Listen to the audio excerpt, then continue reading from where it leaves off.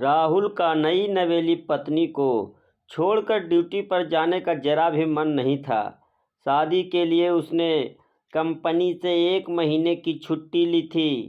शादी के बाद पत्नी की खूबसूरती में वह कुछ इस तरह खो गया कि कब 2 महीने बीत गए उसे पता ही नहीं चला।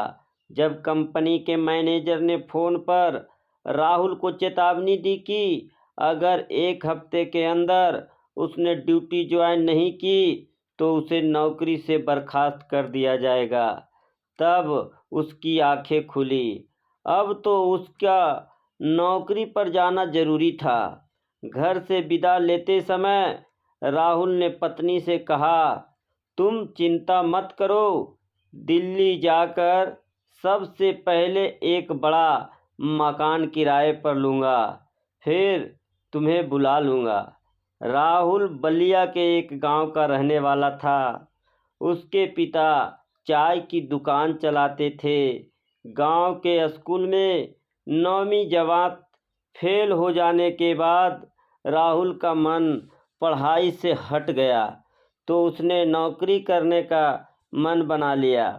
कुछ दिन बाद नौकरी की तलाश में वह दिल्ली चला गया। 15 दिन भटकने के बाद उसे एक प्राइवेट कंपनी में डिलीवरी बॉय की नौकरी मिल गई।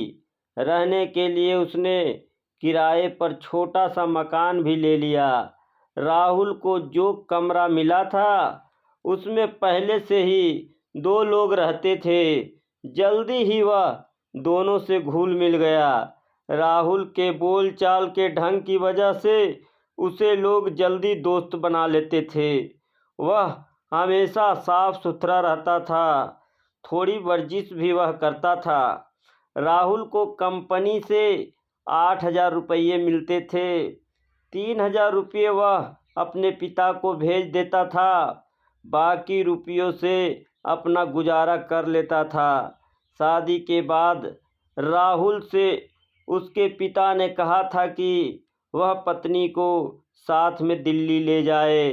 पत्नी भी उसके साथ रहना चाहती थी, मगर राहुल पत्नी को साथ कैसे ले जा सकता था।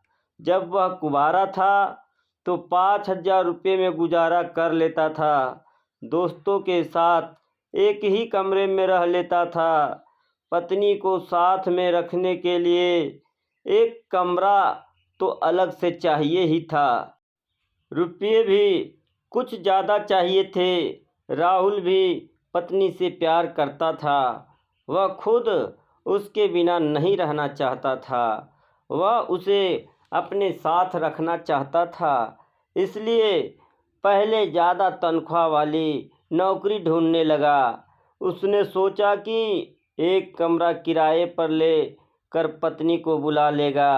वह कम से कम 12,000 रुपये की नौकरी पाना चाहता था।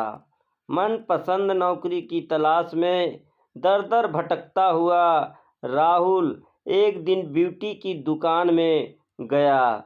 उसकी कपड़े की दुकान थी।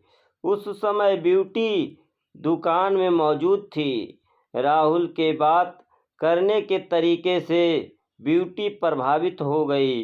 उसने राहुल का मोबाइल नंबर यह कहते हुए ले लिया कि जगह खाली होते ही वह उसे बता देगी। राहुल को जरा भी विश्वास नहीं था कि ब्यूटी की दुकान में उसे नौकरी मिलेगी। हैरानी तो राहुल को तब हुई जब 5-6 दिन बाद ब्यूटी ने फ़ोन किया और इंटरव्यू के लिए उसे रात के 8 बजे अपनी दुकान पर बुलाया। राहुल ठीक समय पर ब्यूटी की दुकान में पहुंच गया। ब्यूटी ने कहा कि वह दुकान बंद कर रही है, इसलिए घर चलो। उसका मकान बड़ा था, वहाँ कोई और नहीं था। मकान का दरवाज़ा खुद ब्यूटी ने खोला था। ब्यूटी ने उसे बताया कि उसकी पार्ट टाइम नौकरियां हैं। राहुल से उसके घर परिवार की जानकारी लेने के बाद ब्यूटी ने कहा, तुम्हारी काबिलियत के मुताबिक कोई भी तुम्हें 10,000 से ज़्यादा की नौकरी नहीं देगा।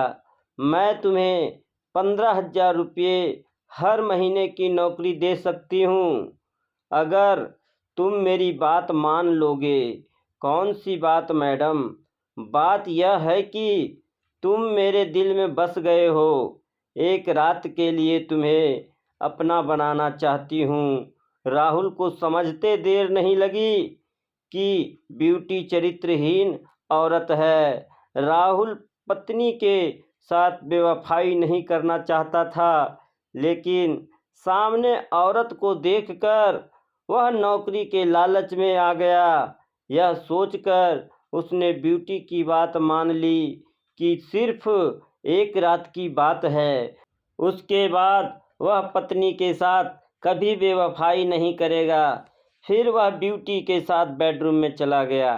अपने तन की आग बुझाने के बाद ब्यूटी बाथरूम में चली गई।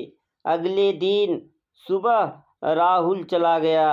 ब्यूटी ने उसे अपनी दुकान में नौकरी दे दी। एक हफ्ते तक सब कुछ ठीक ठाक चला। उसके बाद एक दिन दुकान पर ब्यूटी ने राहुल से कहा, रात के 10 बजे मेरे घर आ जाना, मुझे कुछ ज़रूरी बात करनी है। ब्यूटी उस दिन भी घर पर अकेली थी। वह उसे सीधे बेडरूम में ले गई। अब राहुल को यह समझते देर नहीं लगी कि ब्यूटी ने उसे अपने घर क्यों बुलाया है। आप चाहे तो नौकरी से निकाल दीजिए, मगर अब मैं पत्नी के साथ विश्वासघात नहीं करूँगा। राहुल ने अब अपना फैसला सुना दिया। ब्यूटी ने राहुल को तरह तरह से समझाने की कोशिश की, मगर वह नहीं माना। राहुल जब वहाँ से जाने लगा तो ब्यूटी ने कहा, मेरा कहा नहीं मानोगे तो तुम्हें मेरा रेप करने के आरोप में जेल जाना होगा। मैं पुलिस को सबूत दूंगी कि तुमने मेरा रेप किया है। तुम्हें मेरी बात पर यकीन नहीं है तो खुद यह वीडियो देख लो। ब्यूटी ने राहुल को एक वीडियो दिखाया। उसमें वह उसके साथ बिस्तर पर था। ब्यूटी की चाल राहुल समझ गया। उसके जाल से निकलने का उसके पास कोई रास्ता नहीं था, इसलिए उसकी बात उसने मान ली। बात यह थी कि पहले दिन ब्यूटी ने राहुल को साथ सोने के लिए जब कहा था तो उसने यह वीडियो तैयार कर लिया था। मजबूर होकर राहुल को ब्यूटी की सारी बात मान लेनी पड़ी। दोस्तों का साथ छोड़कर वह ब्यूटी के मकान में असिस्टेंट बनकर रहने लगा। ब्यूटी के कहने पर उसने दोस्तों के साथ साथ पत्नी और अपने घर वालों से भी नाता तोड़ दिया। पिता को रुपये भेजना भी उसने बंद कर दिया था। ब्यूटी ने उससे कहा था कि उसका सारा रुपया वह 2-3 साल बाद एक साथ देगी, जिससे वह खुद का अपना कोई कारोबार कर सके। ब्यूटी की बात मानने के सिवा राहुल के पास कोई रास्ता नहीं था। वैसे उसे विश्वास था कि ब्यूटी उसके साथ विश्वासघात नहीं करेगी। बात यह थी कि ब्यूटी के पति की मौत तकरीबन 5 साल पहले एक सड़क हादसे में हो गई थी। उस समय उसका बेटा आकाश 4 साल का था। पति की मौत के बाद ब्यूटी कपड़े की दुकान की मालकिन हो गई। उसके माता पिता ने उसे दूसरी शादी करने की सलाह दी थी, मगर उसने दूसरी शादी करने से मना कर दिया। वह आकाश की परवरिश करते हुए अपनी जिंदगी गुजार देना चाहती थी। पति की यादों के सहारे ब्यूटी ने 2 साल तो गुजार दिए। उसके बाद अचानक उसे लगने लगा कि मर्द के बिना वह नहीं रह सकती है। जवानी की भूख जब उसे ज़्यादा सताने लगी तो एक दिन उसने पड़ोस के एक लड़के से संबंध बना लिया। आकाश को उसकी सच्चाई का पता ना चल सके, इसलिए उसने उसे हॉस्टल में दाखिल कर दिया। वह उसे घर पर सिर्फ छुट्टियों पर लाती थी। 2 साल तक वह लड़का ब्यूटी के हुस्न से बंधा रहा। उसके बाद उसकी शादी हो गई तो उसने संबंध तोड़ लिया। फिर ब्यूटी ने राहुल को फांसा। राहुल उसके चंगुल से कभी ना निकल सके, इसीलिए उसने अपनी और उसकी एक वीडियो क्लिप भी बना ली थी। पुलिस का डर दिखाकर ब्यूटी ने राहुल को अपने बस में तो कर ही लिया था, इसके अलावा उसने उसे शराब की लत भी लगा दी थी। राहुल को भी ऐशो आराम की यह जिंदगी अच्छी लगने लगी थी। इस तरह 1 साल बीत गया। एक दिन ब्यूटी ने राहुल से पूछा, तुम्हें मेरे साथ कैसा लगता है? बहुत अच्छा। तुम सारी जिंदगी मेरे साथ रहोगे ना? यह भी कोई पूछने वाली बात है। अब तो मैं आपके बिना रह ही नहीं सकता। जैसा मैं कहूँगी वैसा करोगे ना? जरूर करूँगा। बात यह है कि मेरे हुस्न पर एक अमीर शादीशुदा लड़का फिदा हो गया है। मैं उससे संबंध बनाकर लाखों रुपये ऐंठना चाहती हूँ। कुछ सोचने के बाद राहुल ने कहा, आप जो चाहें कर सकती है। मैं आपका कोई विरोध नहीं करूँगा। बस इतना ख्याल रखिएगा कि कभी मुझे अपने से जुदा ना कीजिएगा। तुम्हें अपने से जुदा करने की तो मैं कभी सोच भी नहीं सकती, क्योंकि तुम मेरी धड़कन बन गए हो।